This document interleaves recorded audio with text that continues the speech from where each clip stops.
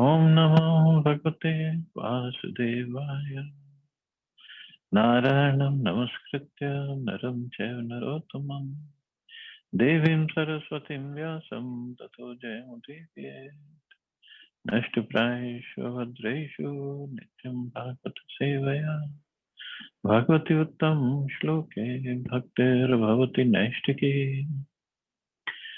So continuing with the discussion on Srimad Bhagavatam, Canto 4, Chapter 25, the descriptions of the characteristics of King Puranjana, text number 6 onwards.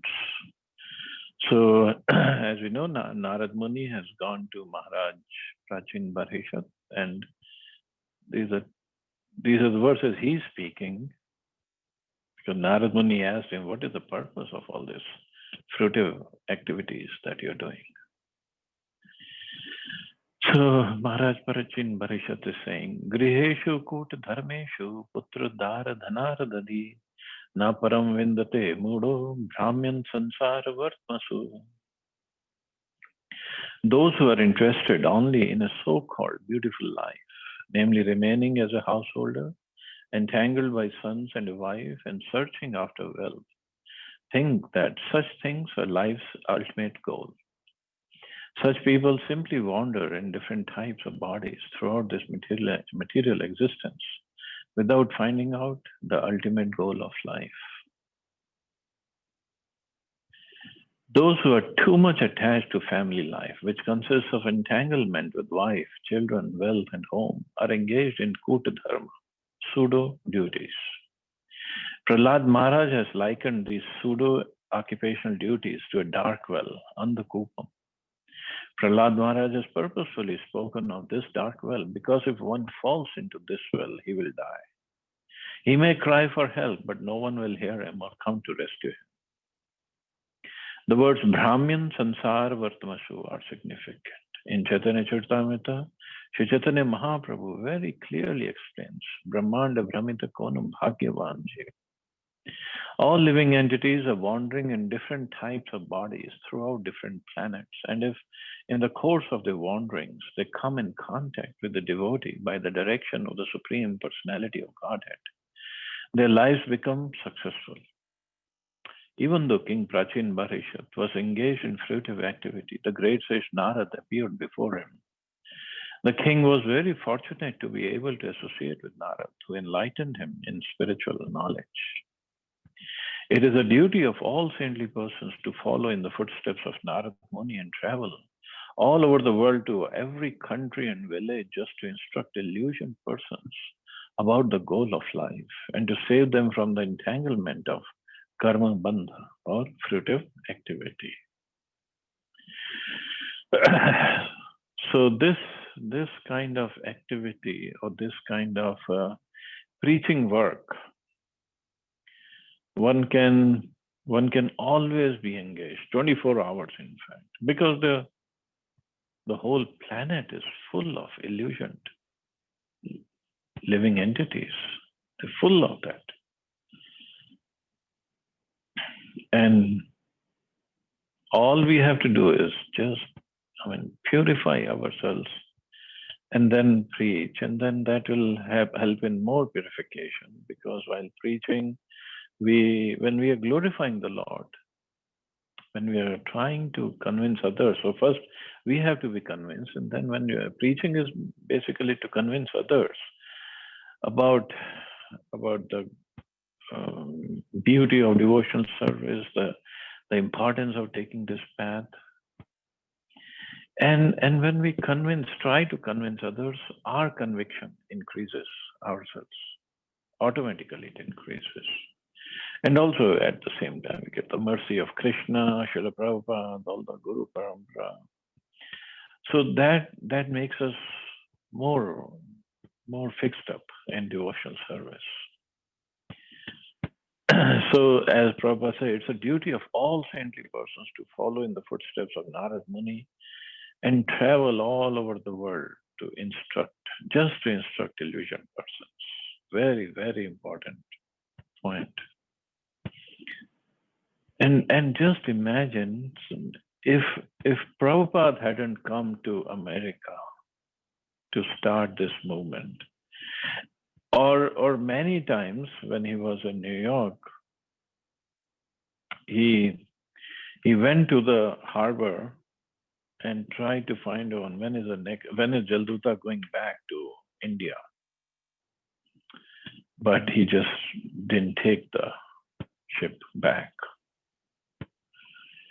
Because in the beginning it was very discouraging. Nobody was joining and nobody was helping him in any way.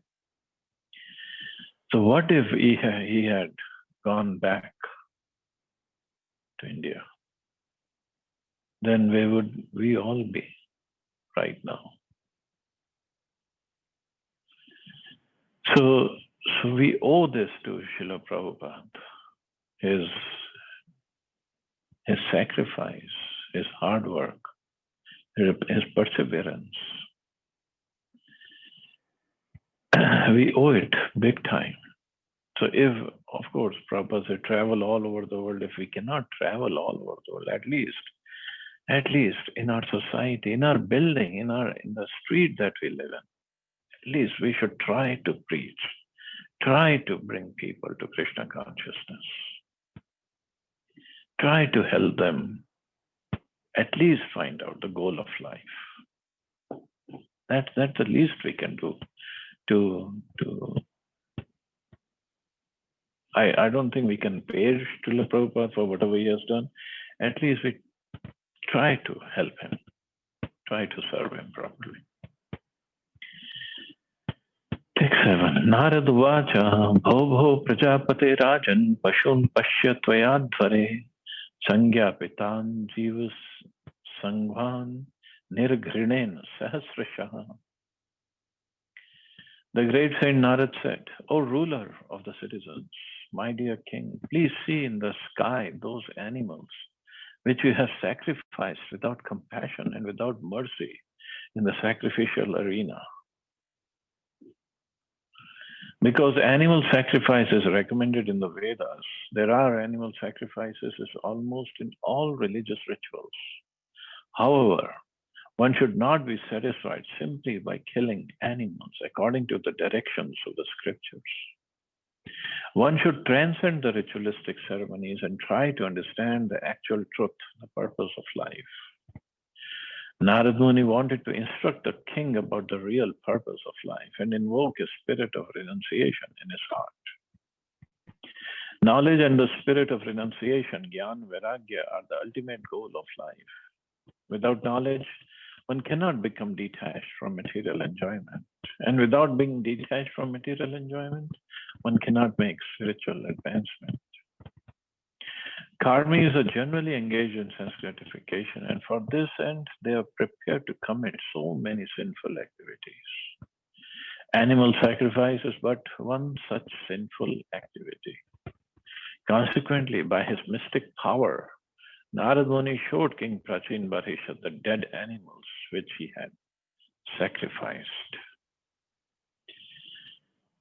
So many dead animals, so many animals he had sacrificed because he had performed so many sacrifices.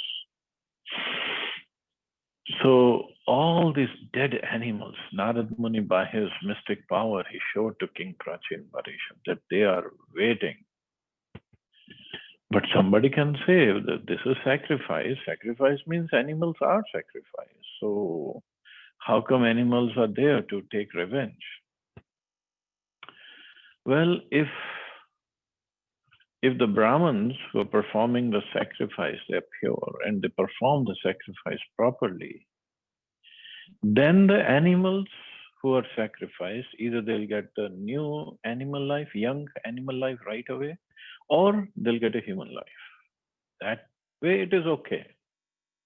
But if that did not happen, and we became the source of misery to the animal, then the animals, they will take the revenge.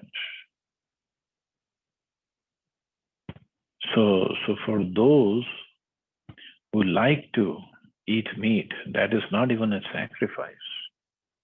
That just for the taste of their tongue, they are trying to eat, trying to kill animals and fishes and birds and want to eat them. And sometimes they don't even want to kill them, they just want to eat them alive or half dead. We cannot even imagine the kind of punishment that is waiting for them. And for those, it is mentioned in Bhagavatam only, in one place Prabhupada has mentioned, for those who like to eat beef, cow's flesh, at least for all other animals, we suffer for one lifetime only. But for those who like to eat cow's flesh, and not just the eating, the person who is eating, there's six people who are implicated in the same crime. Those who raise cattle for this purpose, those who sell cattle, those who kill the cattle or animal to sell the meat, those who cook, those who serve, and those who eat. They're all implicated in the same crime. And for those who eat beef, they have to suffer in the hell for as many hairs on the body of the cow. And we cannot even count the number of hairs on the body of the cow.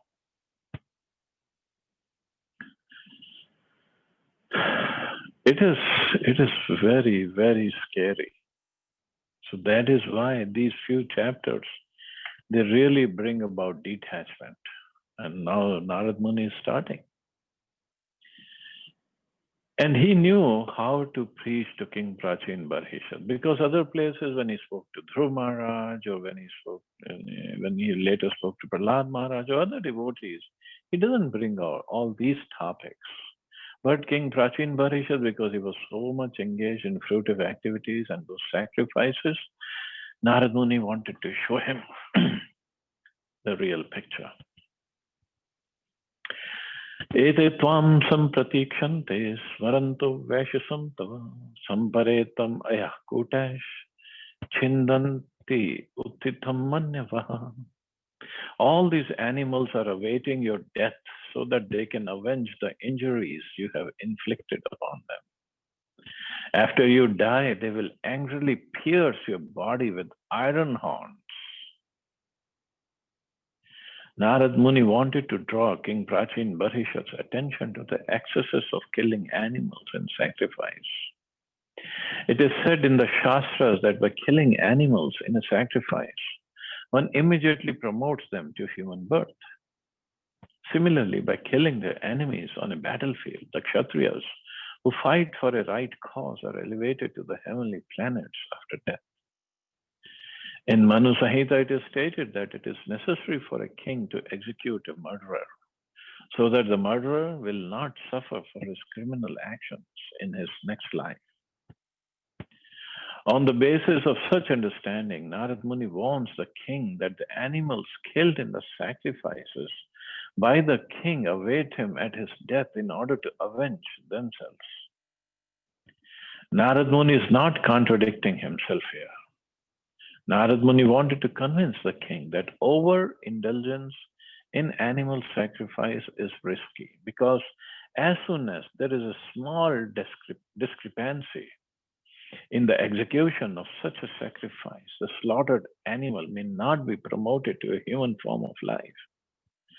Consequently, the person performing sacrifice will be responsible for the death of the animal, just as much as a murderer is responsible for killing another man. When animals are killed in a slaughterhouse, 6 people connected with the killing are responsible for the murder. And here Prabhupada used the word murder. It's not killing, it's murder.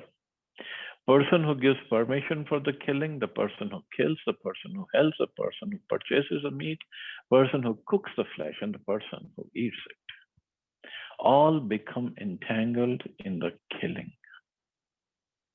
Narad Muni wanted to draw the king's attention to this fact. This animal killing is not encouraged even in a sacrifice,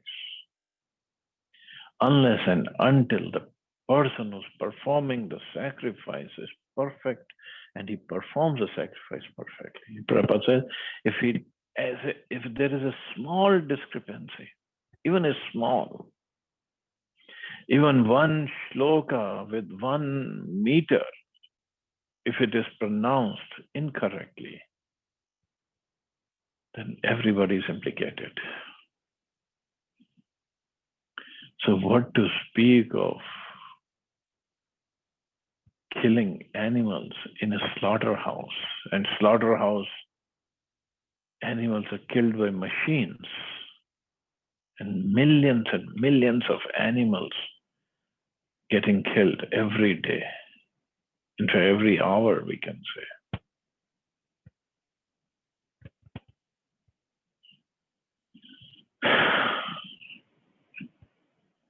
In India, although it's supposed to be land of dharma, but the leaders and the government and the people in general, they just don't follow anything. When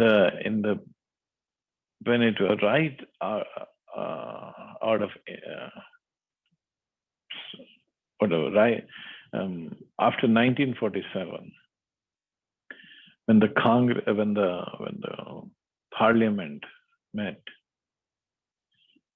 there was a bill brought up about these slaughterhouses.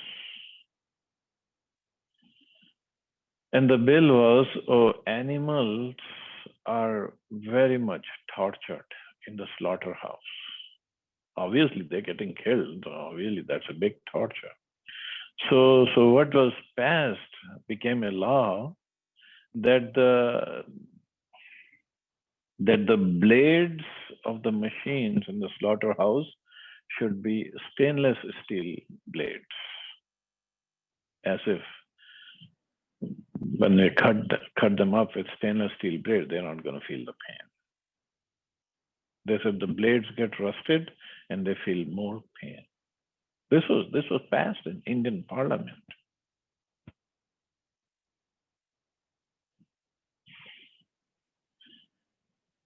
And this wholesale animal killing, Prabhupada says in one of the purports, this is the reason for wars between two countries.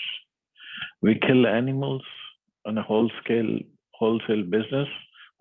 scale, and we get killed, just like animals. There is no escape.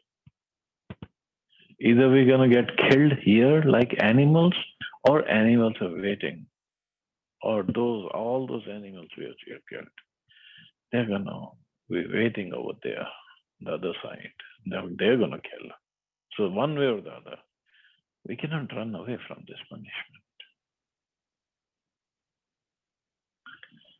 Only way possible is by engaging in bhakti and by not committing those activities again. So engaging in bhakti, Krishna says, Sarva dharman parityaja mam ekam sharanam vraja aham tvam sarva papebhyo mokshashyami ma shucha. That's a promise of Krishna. Many times people say, "Oh, what do you mean? Krishna doesn't know what all the sins we have committed." He knows, but once he sees us making progress towards him, he just forgives us lovingly. Every morning we sing this Tulsi Puja. We do Tulsi Puja, and we say. For the I'm forgetting on my hand.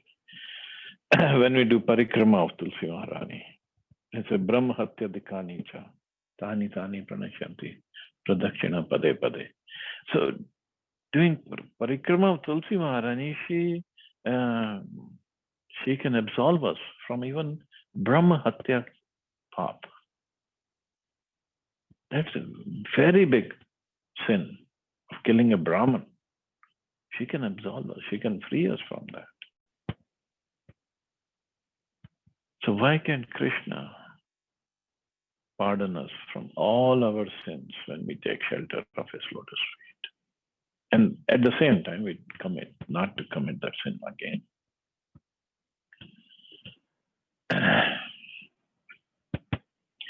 But otherwise, it's very, very sinful.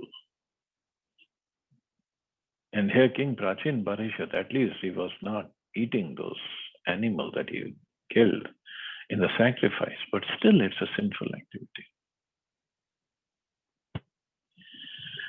Atrate kathye umitihasam puratanam puranjanasya charitam nibodh gadatomam. In this connection, I wish to narrate an old history connected with the character of a king called Puranjan. Please try to hear me with great attention. The great sage Narad Muni turned towards another topic, the history of King Puranjan. This is nothing but the history of King Prachin Parishad told in a different way. In other words, this is an allegorical presentation. The word Puranjan means one who enjoys in a body. This is clearly explained in the next few chapters. Because a person entangled in material activities wants to hear stories of material activities, Narad Muni turned to the topics of King Puranjan, who is none other than King Prachin Parishad. Narad Muni did not directly deprecate the value of performing sacrifices in which animals are sacrificed. Lord Buddha, however, directly rejected all animal sacrifice. Srila Jayadeva Goswami has stated, Nindasi yagya vidhera aha shruti jahatam. The word shruti jahatam indicates that in the Vedas, animal sacrifice is recommended. But Lord Buddha directly denied Vedic authority in order to stop animal sacrifice. Consequently, Lord Buddha is not accepted by the followers of the Vedas because he does not accept the authority of the Vedas. Lord Buddha is depicted as an agnostic or atheist. The great sage Narad cannot decry the authority of the Vedas, but he wanted to indicate to King Prachin Parishad that the path of Karma Kanda is very difficult and risky. So this path is very difficult and risky and it's full of sin. Although the animal sacrifice is mentioned or recommended in the Vedas, so we cannot say the Vedas are wrong. This is what Lord Buddha did. He just decried the authority of the Vedas. And that is why Prabhupada said the Buddhist religion was kicked out of India. But the great sage Narad, he says, cannot decry the authority of the Vedas. But at the same time, he had to tell King Prachin Parishad, the sacrifice that you have done by killing animals, that was wrong. Foolish persons accept the difficult path of Karma Kanda for the sake of sense enjoyment. And those who are too much attached to sense enjoyment are called Moodas, rascals. It's very difficult for a Mooda to understand the ultimate goal of life. In the propagation of the Krishna consciousness movement, we actually see that many people are not attracted because they are Moodas, engaged in fruitive activity. It is said, Upadesho hi murkhanam prakopai nashante. If good instructions are given to a foolish rascal, he simply becomes angry and turns against the instructions instead of taking advantage of them. Because Narad Muni knew this very well, he indirectly instructed the king by giving him the history of his entire life. And Prabhupada gives a nice example. In order to wear a gold or diamond nose pin or earring, one has to pierce the ear or nose. Such pain endured for the sake of sense gratification is endured on the path of Karma Kanda, the path of fruitive activity. If one wishes to enjoy something in the future, he has to endure trouble in the present.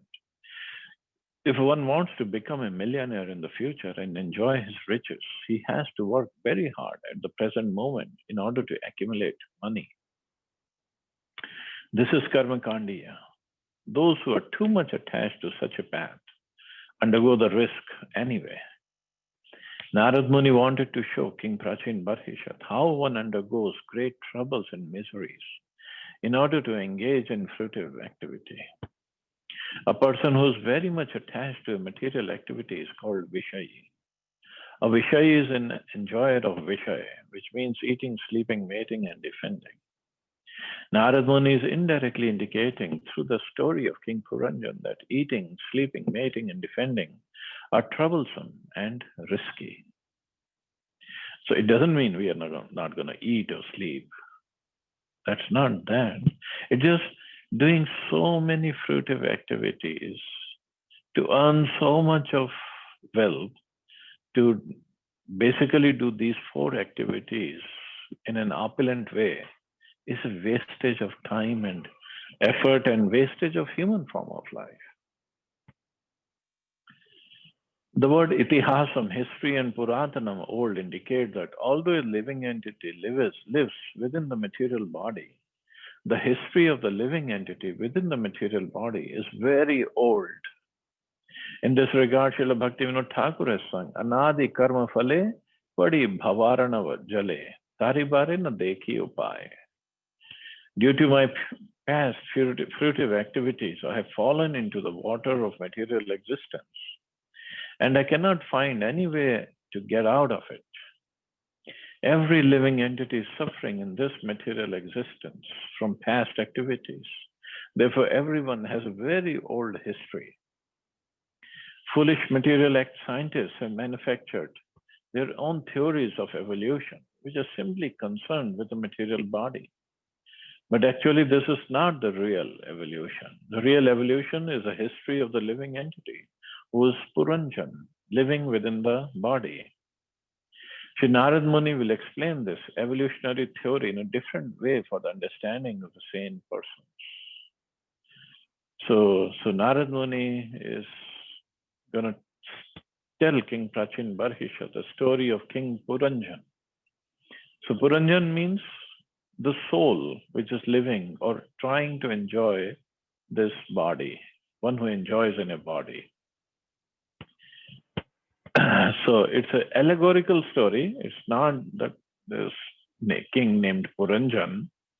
It's allegorical, means it's to set an example. But it's a beautiful story how Narad Muni explains, and it will make us also think, what in the world are we doing actually? Why so much of attachment? So anyway, so we'll start the story from tomorrow. See anybody has any questions or comments.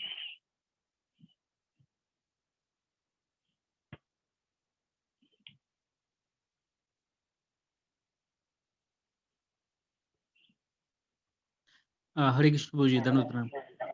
Hare Krishna.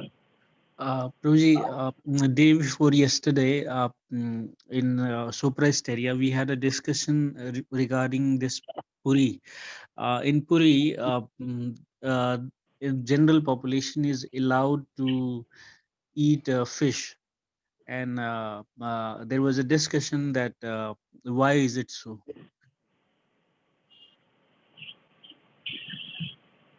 See, Jagannath Puri is not a part of this material world. So the rules of this material world do not apply over there, and so it's Lord Jagannath's area, and he has his own rules. Those who live there, they just go by his rules. So I cannot comment on why Jagannathji allows his associates and his servants to eat fish. And it's not just eating fish. It is considered havishya. Havishya means the food that we get after offering in sacrifice.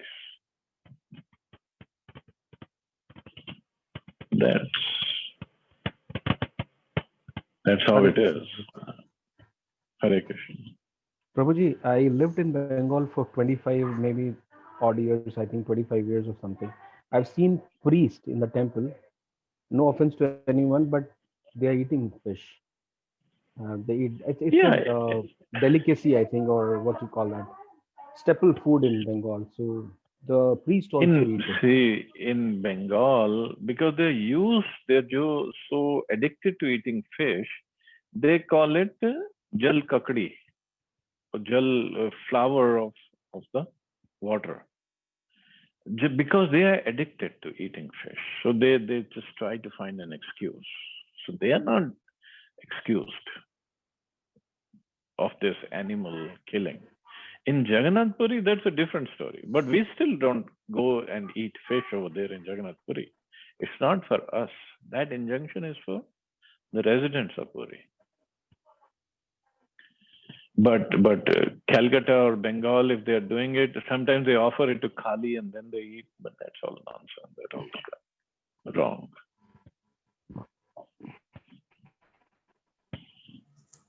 They even say, Prabhuji, that Hare Krishna, they even say that it is a vegetarian. Fish is not non-vegetarian. They say, no, this jal kakadi, Yeah, jal it's a kamal. vegetarian food. They can say because they're addicted.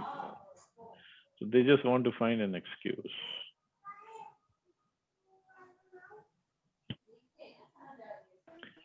And Prabhuji, one more logic to the sacrifice. Mm-hmm. Oh, what's the logic?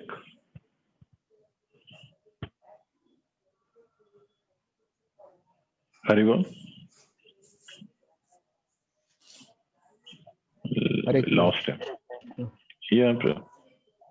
Yeah, You're asking me the logic?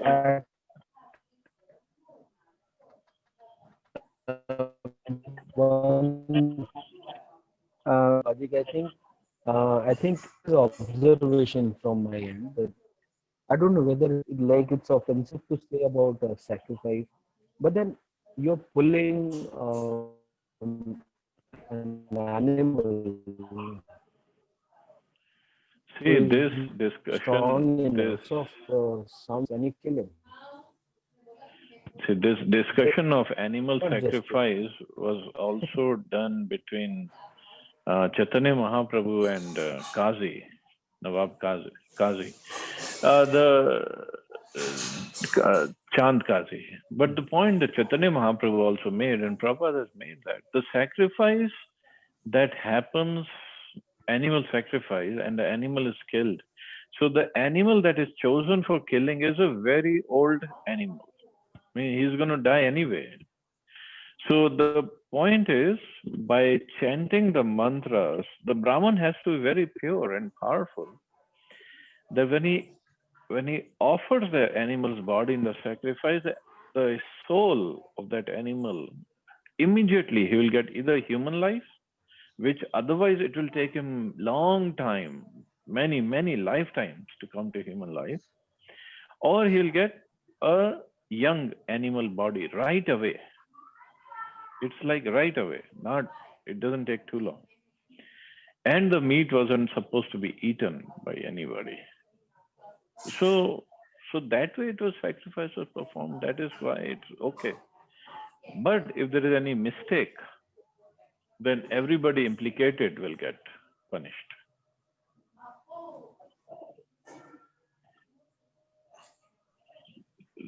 So one has to बात be तो very वही careful. आगे की मतलब Yeah. that old man doesn't wish to get killed. Maybe he doesn't have a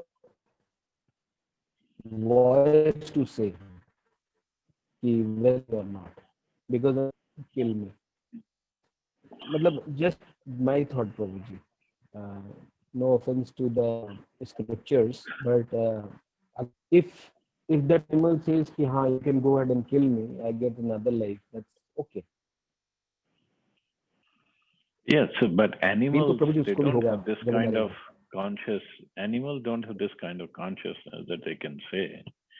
But anyway, there is a nice conversation between Srila Prabhupada and one Dr. Patel, and in Bombay. Dr. Patel would always come to the beach, Juhu Beach, and Prabhupada would go there for morning walk. And once this discussion got started, so Dr. Patel's point was, because he was strict vegetarian, he was like, even if Vedas say do this animal sacrifice and this is what they get, I won't follow the Vedas. And Prabhupada corrected him. He said, you don't want to follow this, that is okay, because you're in mode of goodness. But you cannot say Vedas are wrong. Vedas are for everybody. So if people like you are in mode of goodness, you don't like to see the animal suffering, killing, sacrifice, which is fine. But if there are people who are in lower modes and they follow the Vedas, these karma kand rituals, and they do the sacrifice properly, then they also get benefited. They make progress along with the animal. So I'm not saying this sacrifice is for everybody to perform. I'm not going to do it myself. But we cannot say the Vedas are wrong. Yeah. Prabhupada made that point. All of a sudden, Prabhuji, when we were talking, एक चीज आया कि given that animal, मतलब naturally जब वो मरेगा तो भी उसको, if he dies then also he has pain. आराम से कोई नहीं जाता. He has pain, and he's not going to get it. Yeah, and he's not going to get a human form next life. He will go in his own evolutionary cycle.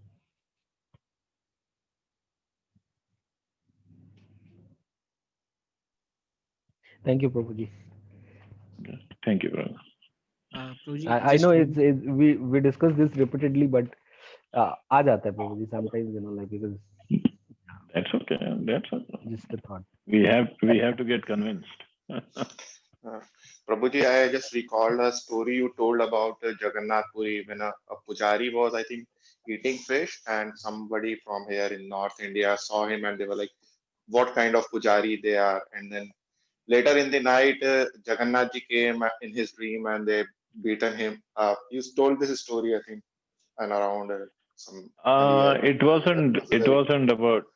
wasn't about eating fish.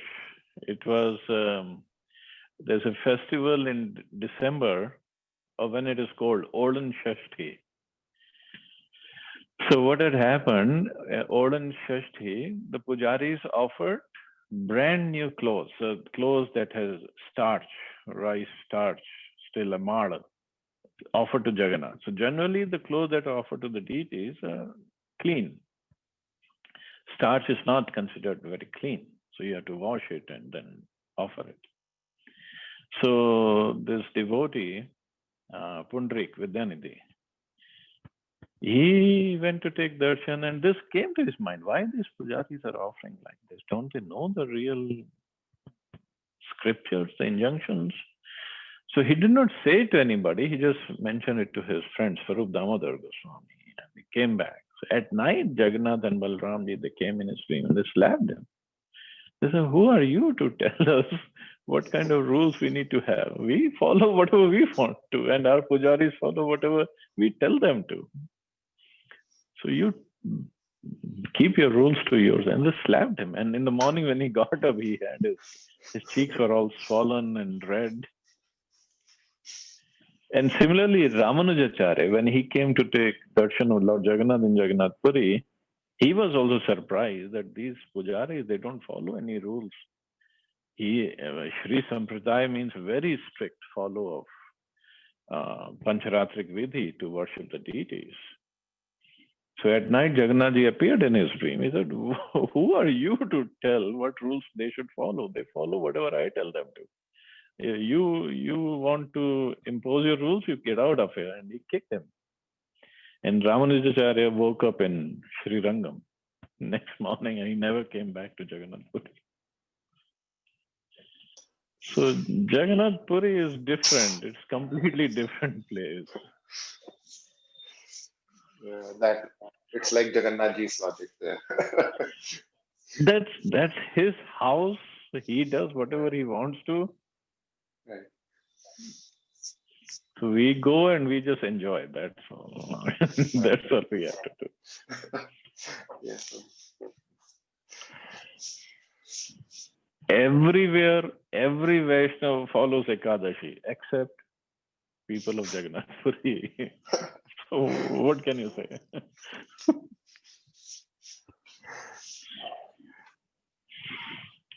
They have already got the mercy by being in Jagannath Ji's lap. Yeah, so his rules are different. So Right. you just go and enjoy. Why find faults? You just enjoy. Yes. Okay, so we'll stop here. You all have a wonderful and safe day. Hare Krishna. Jai Shri Prabhupada. Jai Shri Hare Prabhupada. Krishna. Jai Shri Prabhupada. Hare Krishna Guruji,